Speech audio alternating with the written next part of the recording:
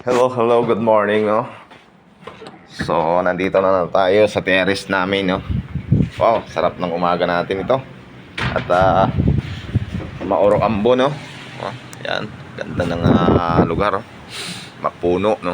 So, ang sarap ng hangin. Fresh na fresh, no? So, good morning mga kasundo, no? Mga new followers natin dyan. Yan, paki-like and share na lang yung ating video, no? Dito sa may Pico Sand Hotel, no? Dito sa may Nasugbo, Batangas, no? So update ko kayo ng panahon, no? Yun. Medyo kalmado na yung panahon, no? Hindi na masyadong mainit, maulan at normal na, no? Yung hangin. Hindi katulad kahapon, ang lakas, no? So paalis na yung bagyo, no? So update ko kayo, guys, at mag-gayak na tayo dahil mag-breakfast tayo na. So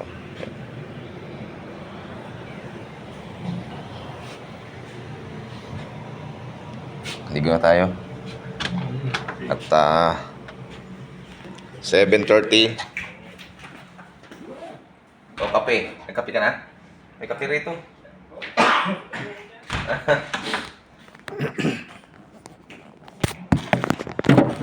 Ang kape. Yossi. Gusto. Gusto Yossi. Hanap tayo. Ano?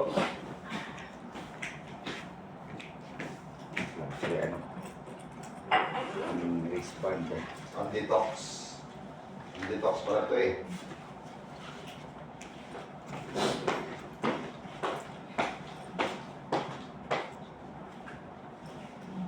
Lipton tea. Mag-Lipton tea ka.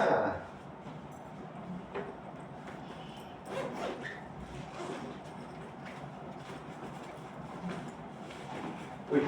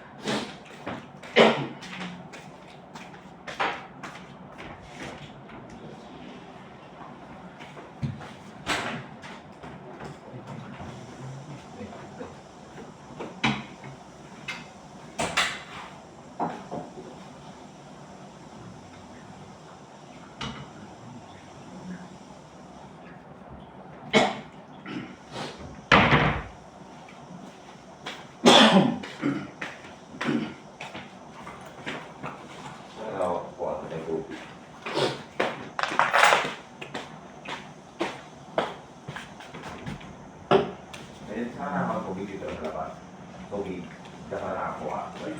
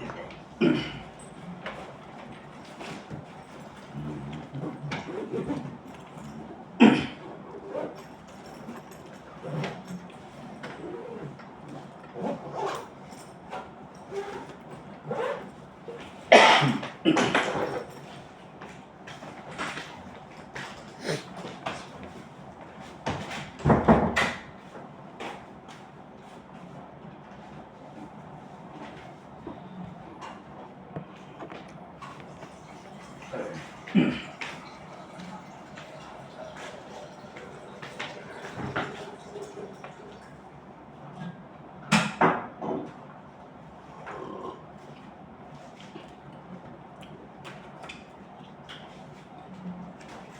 yung papinigan yung kahapon.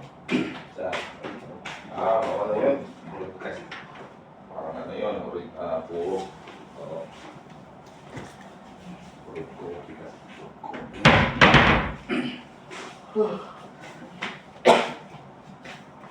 Naiinit pa. Hmm? Yung tubig. Oo, dito.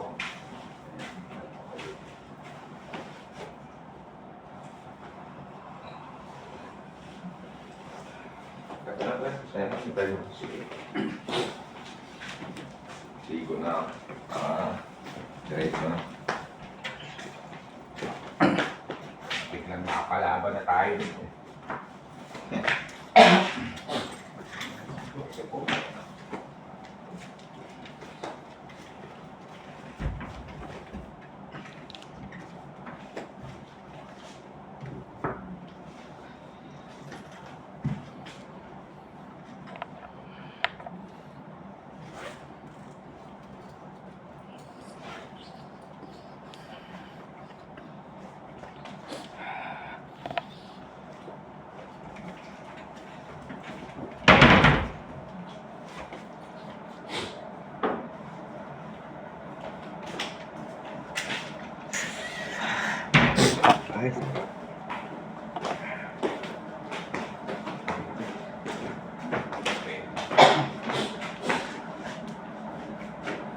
Pre, yung medyo pala may pilit ng kanan kasi Luminis. kaliwa. Gusto ko. Ako, kaya pag tumakol, sakit sa Ano pala. lang? Ano lang? Basta tingnan, alamin mo na lang. Bakala. Sige, Napakalo na ko kanina eh.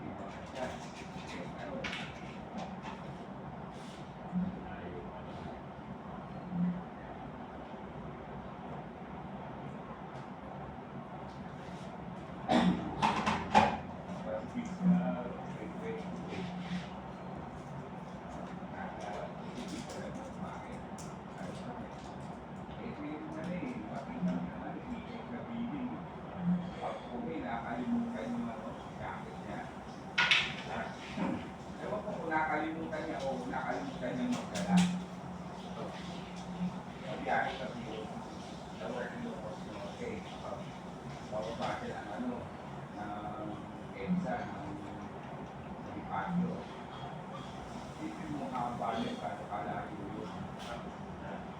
jacket. Sabi niya, ano yung booking na? Oo.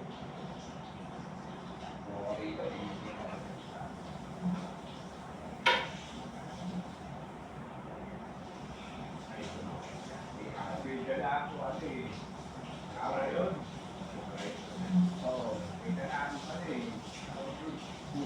jacket.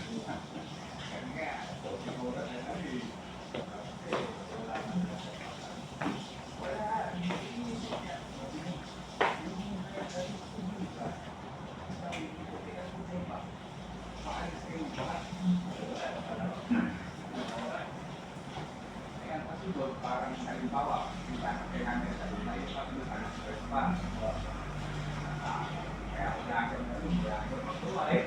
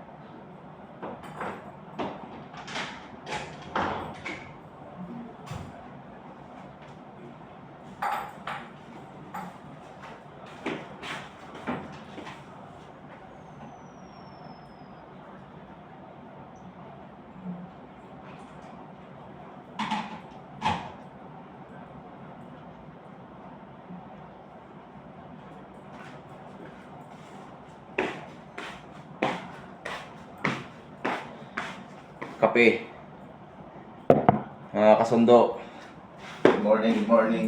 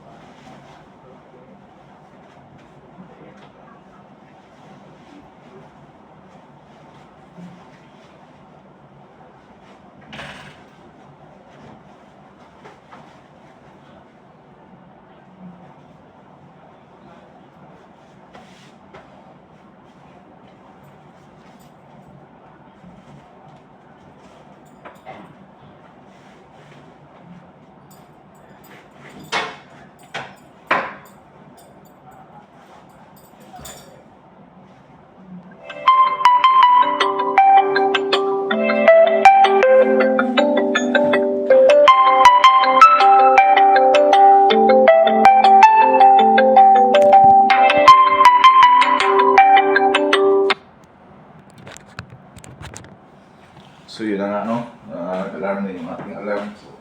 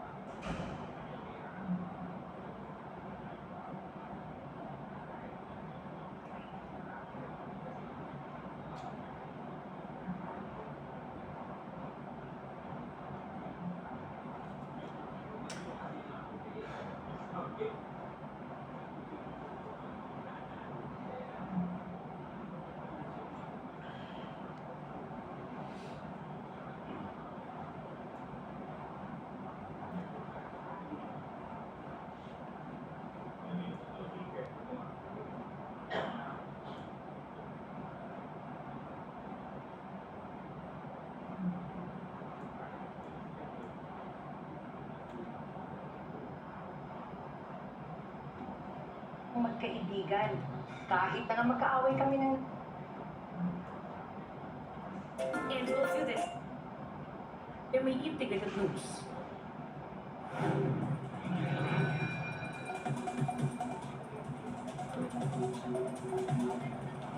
Magandang umaga mga kapuso, andito pa rin po sa Navota City. Sa mga oras na ito mga kapuso ay mataas na po ulit ang pag-uulan at sobrang dilim na po ng kalangitan ngayon at nagbubunsod na nga po dahil ito sa bagyong Enteng, malakas na po ang hampas ng hangin, malakas na po ang hampas ng alon dito sa Dike, dito sa Navota City.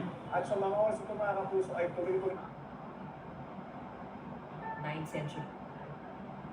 Alapin daw po ang telco ng free calling at free charging station sa mga silantang lugar. Oras na gumanda na ang lagay ng panahon. Isang grupo ng mga negosyante galing Australia ang naghahanap ng investment opportunities sa Pilipinas. Paparating ang delegation o delegasyon ng 14 na negosyo sa Pilipinas linggo para makipagpulong sa ilang opisyalis ng gobyerno. Pangungunahan ng opisyal na kukuha o na Macquarie Group ang delegasyon. Kasama rin sa mga paparating ay mga opisyal ng pension funds na Australian Super and Food Future Fund. Parte ang infrastructure company na Plenary Group. Ilalatag daw sa pagpupulong na ito mga maaaring pagdagakan ng pera, pati na rin ang regulatory framework para sa mga sektor ng agri-food, infrastruktura, transportasyon at maging sa enerhiya. Umaasa naman ang Pilipinas na makatutulong mga investment na ito para maisulong ang Pilipinas bilang upper middle income economy. Opo, ay nako, kudos ha. At prayers sa inyo pong patuloy na good luck ha. Patuloy po naman ang paglago ng manufacturing sector sa bansa nitong nagdaang buwan. Pero nanatili ito sa parehong rate lamang noong buwan ng Hulyo. Itong Agosto daw po inaitala ang Purchasing Managers Index o PMI ng bansa sa 51.2. Kapag mas mataas po sa 50 ang PMI, nangangahulugan daw po na lumalakas ang produksyon. Patuloy naman daw lumago ang factory output kahit na bahagyang humina ang demand ng foreign clients. Ibig sabihin, local demand daw ang nagpapalakas dito. Inaasahan po namang makakatulong ang mas mababang interest rate sa pagpapalago ng manufacturing sector sa mga susunod na buwan. Sa mga balita naman po sa labas ng bansa na uwi sa girian sa pagitan ng Israeli police at mga demonstrador ang protesta sa Jerusalem sa kabila pa rin yan ang panawagang palayain ng mga natitirang bihag ng grupong Hamas sa Gaza. Nagugat na yan matapos ang pagkamatay ng 6 pang hostage ng Hamas. Kanya-kanyang sigaw at wagayway ng dala-dala nilang bandila ang mga agresibong rallyista. Habang ang Israeli authorities naman patuloy ang pambobomba sa kanila ng tear gas. Sa tayangan ng mga otoridad, aabot sa 500,000 ang nakisa sa malawakang protesta upang patuloy na ma-pressure nga itong si Israeli Prime Minister Benjamin Netanyahu. Nagdesisyon po naman suspendihin ng United Kingdom ang 30 sa 350 export licenses o ang pagbebenta ng mga kumpanya sa UK ng armas para po sa Israel. Ayon po kay UK Foreign Minister David Lammy, ito'y nag-ugat ang naturang desisyon sa kabila po ng posibilidad na malabag ng Israel ang umiiral ng international humanitarian law. Partikular po sa mga nadadamay na Palestinong sibilyan sa malawakang opensibo po ng IDF kontra Hamas. Kabilang sa sinuspindi ang hindi bentahan ang suspending bentahan ng UK sa Israeli ay ang mga military components gaya po ng fighter jets, mga helicopters at military drone. Kumpara sa Estados Unidos, ang British government ay hindi direktang binibigyan po ng armas ang Israel kung hindi tanging lisensya lamang sa mga kumpanya ng UK upang mabentahan ng armas ang Israel. Hindi naman bababa sa 200 biktima ang inilibing sa kabilayan ng bakbakan sa pagitan ng rebelding grupo ang puwersa ng mga otoridad sa Congo. Hindi pa rin matukoy ang kabuang bilang ng mga nasawi sa muling pag-atake ng militanteng grupong Tutsi. Kabilang sa mga dumalo sa mass funeral ang mga opisyalis ng Congo. Sa tansya ng United Nations, umabot na sa higit sa 1 milyon mga residente sarap maligo. sa North Kivu. Ang ilang ulit na lumikas sa pera. Pamili ka lang kung hot or talagang hot na hot.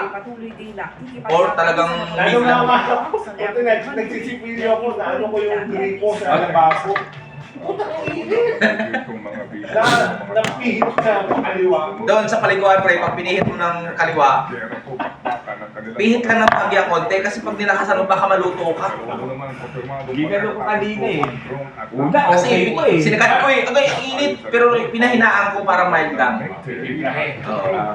Sige. Ako ititimplahin. Puta, pag ganun ka, okay pa eh. Mayaman. Umusok-usok eh. Pwede ka na Nakakalapnos naman yan. Pwede ka nga magtimpla ng kape.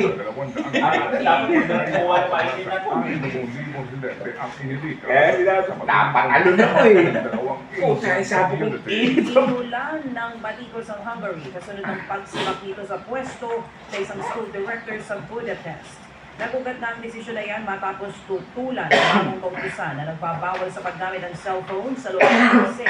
Sunod ng mga dumanong libo-libong demonstrador ay pagpipili sa pwesto. Si Hungary Interior Minister Sandro Henry ayon sa kautusan. doon na yung bagyo eh. Palabas na sa atin ni Manila eh. Doon na yung huli. Upang maiwasan ang distraction sa loob ng paaralan. Kahapon September 2, sinimulang Pasa itutupan lang ng na ang TikTok. nasabing kautusan. Nangyari nga yan matapos makisa ang Hungary sa European countries na itinatutupad din ang kaparehong kautusan. Alas 7, Diaz na po ang ating oras. Bilis nga po ng panahon, parang kailan lang, di ba? Alas 7, ngayon po 7:10 na. O di ba? Ang tamang oras na yan, hatid sa inyo ng Boss Max 3. Eh, mainit pa itong ano rito. Nasa ako eh. Boss Max 3 Coffee. Hindi na.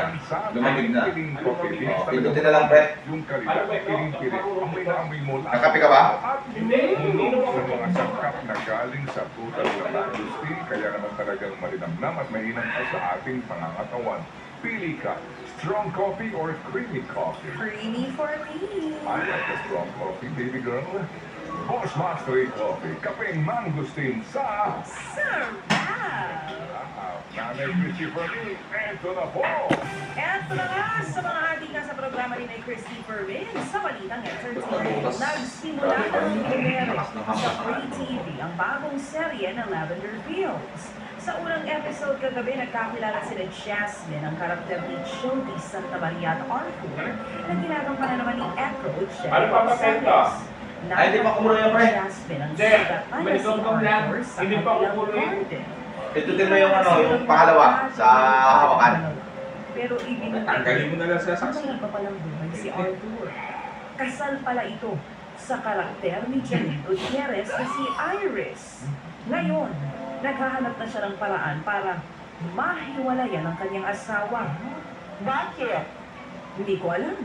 Umabot sa 629,000 ang peak concurrent viewers o sabay-sabay na nanonood ng pilot episode ng The Lavender Fields. Number 1 show din ito kaagad sa Netflix. Mapapanood ko ang Lavender Fields sa TV5 8.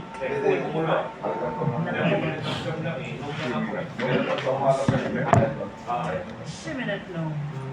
Well, pumasok po naman sa next chapter ang Ayan na, yung ano ko, yung damit ko nandun pala sa sa sasakyan. bago nitong time slot sa Ano prime kaya yan? Ito, naka-record pala itong ano eh. Oh. Baliktad ba to? So, ba nakakuha? Ba't pa ganyan? Ay, Hindi nakalabyan pa. Alas 9, imedya ng gabi. Para po magbigay daan sa Lavender Fields. Kinuwento po naman ng mga leading man ng serye ang ilan nilang mga... Vitamins muna, Si Gray vitamins. Fernandez, target na makagraduate sa Stella Adler Drama School sa New Vitamins York. ko eh. Ayon kay Gray, ayaw Ano to, sa niya dugo lang to, pumasa pre? Sa ugat? kanyang pangalang Fernandez. Sa Ito po question. naman ni Kyle Echari, balak niyang mag-focus din sa music at makipag-collab sa kaibigan si J.K. Labajo para gumawa po ng R&B style ng mga kanta. Magkakaroon din po ng mahabang bakasyon si Kyle at siya po'y babiyahe solo dito papunta ng Europe. Kala ko hindi ka na nag-yoyot. Samantala, eto naman mga kapatid, trending din online ngayon Umani ng papuri ang aktres na si Bel Mariano. Sa kalagitnaan, baby ha, ng kanyang intermission number sa Star Magic Shooting Stars Exhibition Game. Sa Davao po nangyari yan, biglang may lumapit na isang fan sa aktres. Nabigla man nung una itong si Bel, magiliw pa rin pinaunlakan ni Bel ang fan sa isang selfie. Mabilis namang lumapit ang ilang security personnel pero pinaalis lamang din ang fan. Napag-alaman nga po na may special needs ang nasabing fan na ito ni Bel. Very professional ang naging pagtanggap ng aktres dito sa kanyang fan at pinusuan ito ng maraming netizens online. Oo, in fairness. Ayan o.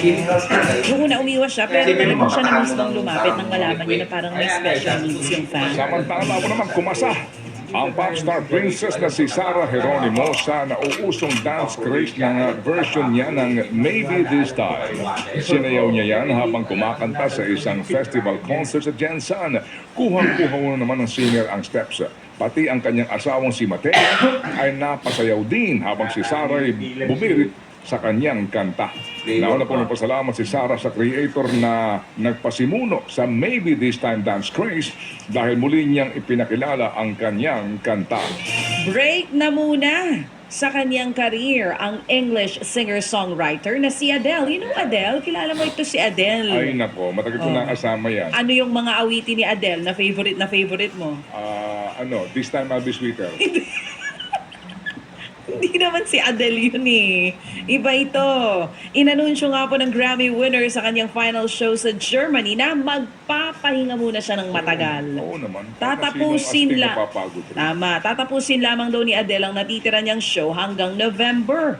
Sabi niya, mamimiss niya ang kanyang fans. Pero ayon kay Adele, kailangan niya ng pahinga. At gusto niya ring mag-focus sa kanyang personal na buhay.